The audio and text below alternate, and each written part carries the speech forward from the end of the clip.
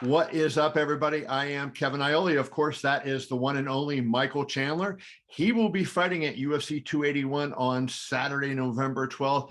Dustin Poirier, what a fight that is going to be. But I guess, Mike, I can say that about every fight that you have, because in 4 fights in the UFC, it's like, holy shit, what are you doing? I know every time you say, well, I got to slow down, I got to be a little more cautious, and then it doesn't play out that way. Kevin, you can't teach an old dog new tricks. No, I think, yeah, man, I love what I do. And I do think the way that I fight works out better, more often than not, so, there's times that I want to take my foot off the gas a little bit, be a little bit more of a veteran. And I think you might see that in this fight. Don't hold me to it, but we'll see. We'll see what happens. I don't believe a thing you say in that regard. Exactly. I know that bell is ringing. You're going to be like a bull in the corner. When they freaking open the gate, you're flying out. I do like to start fast, and then then maybe we'll settle in a little bit, but we'll definitely start fast as always. You're coming off a win May 7th against Tony Ferguson. That incredible knockout, right? It went viral that night. Head kick knockout. Tony did pretty well in the first round against you. Was the kick a result of adjustments you made in the corner, knowing, hey, I saw what went, something didn't go right in the first round, or was it just sort of part of the way MMA goes?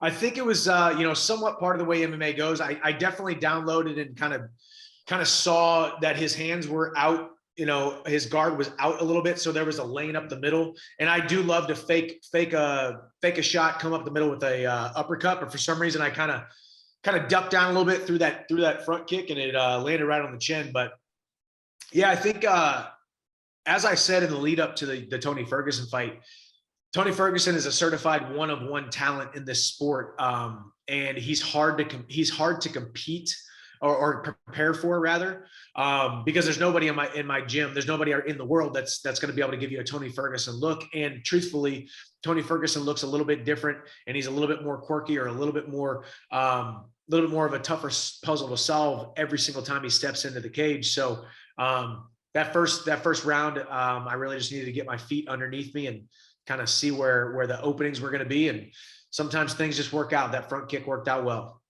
A lot of people, I would think most people would say in UFC history, Khabib is the greatest lightweight of all time. But, I was talking to Dustin the other day, and when I was getting ready to interview him, I was just looking at some stats, and I noticed something that I wanted to bring up to you. In his last 10 fights going into this fight, 9 of the 10, he fought a current or former UFC champion. I don't think there's anybody that's ever done that. And I almost feel like, if you take Khabib out of the picture, that might make him the greatest UFC lightweight in history. So do you feel like you're going up against this guy that is on top of the mountain, and you're trying to knock him off that spot? You're talking about Poirier? Poirier, yes. Yeah, I got a ton of respect for Poirier. I mean, there's no doubt that who he is and his body of work speaks for itself. So, this was a fight that I wanted when I came into the UFC. Right when I came into the UFC, I wanted it, as my first fight. Didn't materialize. Now here we are, it materializing 2 years later. So yeah, man, the guy has fought or beaten the who's who of the lightweight division for now, the last 10 years. He's got 28 fights or so in the organization, in the UFC. So obviously he's got a ton more tenure than I do. And I've come in and made some pretty loud noise the last 2 years, and want to add Dustin Poirier to my resume and hopefully get my hand raised. I think that there's something that, you have in common that I think, and both of you are resilient. You get hurt in fights and you come back. He gets hurt in fights and he comes back. And there's a special something inside of guys that have that ability to do that. When you know that about a guy that, hey, you might hurt him, but he has that ability, and you've seen it in past fights to come back. How does that change your approach? At this level, everybody has some inkling of that. A guy like Dustin Poirier is at the top of that mountain, the resilience mountain, if you will. But every single guy that you fight is is so tough. But everybody has a chink in their armor, and everybody has their night. Some nights are just not our night. You know, you've covered the sport for so long, and you've seen fights that just didn't materialize the way that you thought they were going to, Right. because, you know, some guy had a bad night and another guy had a good night. So that's why we love it. That's why you love this sport. That's why us fighters love it. That's why the fans love this sport. But yeah, I think just like I said in the lead up to the Justin Gaethje fight, we're cut from the same cloth, you know. Right. Me and Dustin Poirier are cut from the same cloth. And truthfully, you know, it almost just comes down to, hey, I've put the last 12 weeks in. I've done everything right. I've left no stone unturned in my preparation. I've done every single thing right to get to that cage door closing and that bell ringing for that round one. And you just got to leave it up to chance, leave it up to the way it's supposed to go. And you just got to hope that you can make the right decisions, split-second decisions inside of the performance to get your hand raised. There, you know, there's been a little bit of bad blood between you. I asked him this too. Two of the nicest guys in the UFC, and yet there's kind of this, you know, this heated rivalry. And I guess it kind of started with you. You know, you felt disrespected by him, I guess, what you referenced before. Why is that? I mean, you know, I don't know Dustin to be a disrespectful guy. So why would nice guy Mike Chandler be upset at nice guy Dustin Poirier?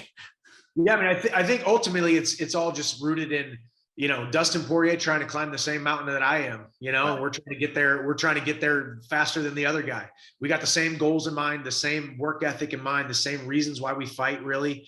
And ultimately, I think Dustin was one of those guys that if you put a Mount Rushmore up of the guys that I respect the most in not just in my division, but in the entire sport, he would go up on my Mount Rushmore. And I've also had more interactions with him than I have other guys, and very cordial, respectful interactions. But then after some of the things that he said, and after some of the things that I said, I think both of us kind of scratched our head and said, you know what? I don't know if I like that guy as much as I thought I was going to. Now, ultimately, here we are about to fight. And I rest assured, the fans are going to be in for a treat. I know Dustin Poirier has put his best foot forward. I know I've trained, and I'm going to put my best foot forward. And whoever gets the W, you know, win, lose, or draw, there's going to be a handshake and a hug and a mutual respect after our performance at Madison Square Garden.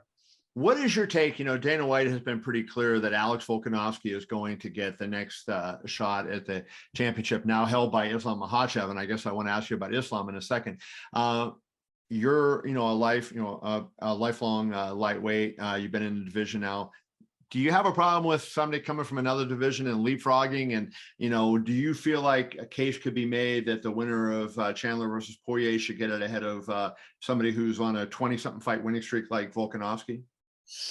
You know, I think when you talk about changing weight classes, I do think, you know, if there's a clear number one contender, and I do think I become that when I beat Poirier, and also a guy like Islam, who his first title defense would be against a guy 15 pounds lighter than him. You know, you're not, you know, people have said, it's not necessarily my belief, when you're the champion, but a lot of people would say you're not the champion until you've defended your belt. Right. So, you know, Islam wins the belt, and then his first fight is against a guy 15 pounds lighter than him, albeit, you know, the number one pound for pound guy in the world. Volkanovski is no joke. And I think all of us would say, hey, that's a tough night out no matter what, even if you are 15 pounds heavier than him. So ultimately, I think there is a case to be made that the performance that I put on November 12th could thwart those plans, at least in my mind, or I would hope at least. But the good thing is, being a UFC lightweight, there is there's no shortage of awesome fights on the horizon. And Conor's got to come back eventually. So you might as well fight the most exciting guy, not just in the division, but Conor. Yeah. So you stole a little bit of my thunder, because my next question for you was going to be, you fought Charles Oliveira in a fantastic fight for the title.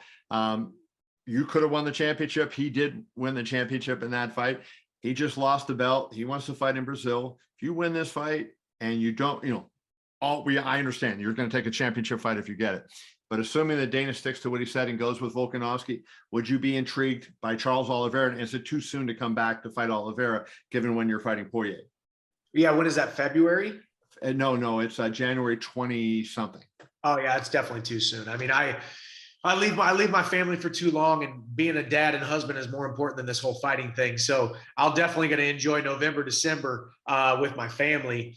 But never say never in this sport. I am a guy who says yes more often than not, and I've been known to make decisions like that. But Charles is definitely a guy that I want to fight again. You know, I thought I was going to fight him again for the title, but obviously, you know, the way that Islam beat him, he's gonna have to fight somebody before. But Charles is definitely a fight that I want. The Gaethje fight's definitely a fight that I want.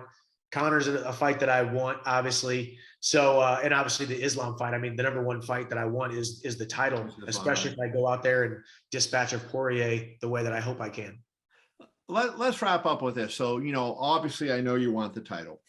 You mentioned Connor, and Connor always brings this whole big, you know you're going to get a lot of money when you fight Connor, because you're going to get a lot of pay-per-views and, you know, the whole 9 yards, you know, going into that. But obviously, you know, Connor, we found out recently, is outside the USADA testing pool. That makes it 6 months. He's got to get in. So you have all that.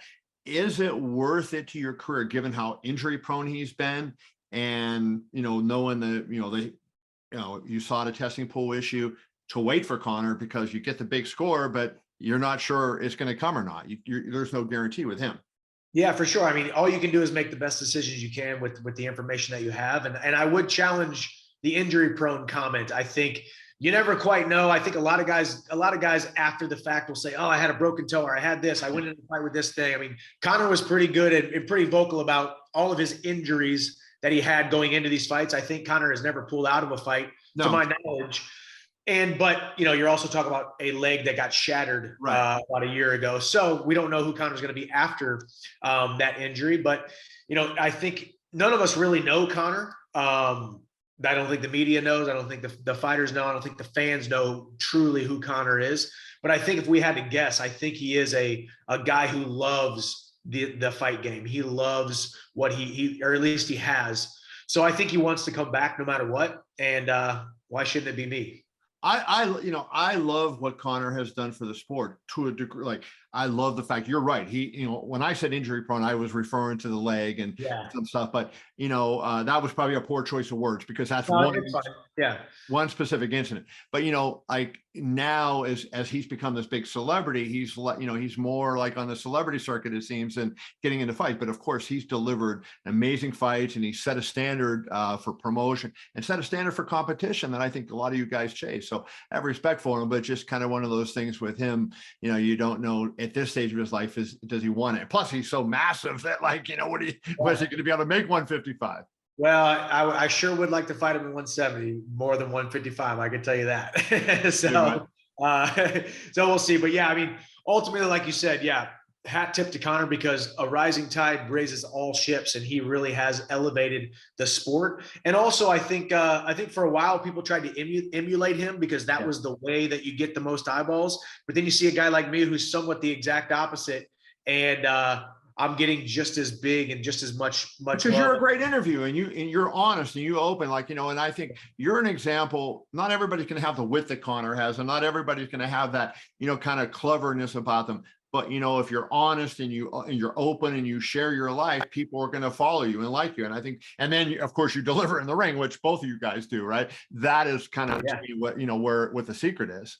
Yeah. I mean, really, it all just boils down to authenticity, being who you say you are, and just being transparent and living your truth. You know, whether you love Connor or hate Connor, whether you love any of us fighters or hate us, as long as we are living our truth, at least we're doing better than and putting our best foot forward than most people, because most people live a life of silent suffering by trying to be something that they're not. And I've always just wanted to be who I am. Well, let's finish up on this. I know you believe you're going to win this fight against Dustin Poirier. It's going to be a fun fight. We know that. How do you win it? Like, what does Mike Chandler need to do, and what will Mike Chandler do to defeat Dustin Poirier? Man, it's Dustin Poirier. He's nothing flashy, but he's hard to beat. You know, like when I talk about Tony Ferguson, I talk about a puzzle. He's a hard puzzle to solve. Dustin Poirier is not a crazy hard puzzle to solve, but I don't say that it's not a hard fight, but he is very brilliant with the basics. The best people among us, a lot of times, just have a ton of grit, great cardio, great athleticism, great perseverance. And then they're just brilliant with the basics. He's very good at striking. He's very good in the grappling and the grappling defense department. So, I mean, there's not a lot of places where you can exploit Dustin Poirier because he's got a wealth of knowledge and a wealth of experience. But man, I'm going to go out there, start fast, get in his face fast, hopefully make him second guess himself pretty fast. Mix it up, do exactly what I need to do in all areas of mixed martial arts, and go out there and get my hand raised. But I do think I get the finish. Always fun talking to Michael Chandler, and you can see him on November 12th in New York, UFC 281 against Dustin Poirier. I will be there ringside to see you, bud. Look forward to it. Best of luck to you, and thank you so much, as always, for your time. Yes, sir. Thank you, Kevin. I appreciate it, man.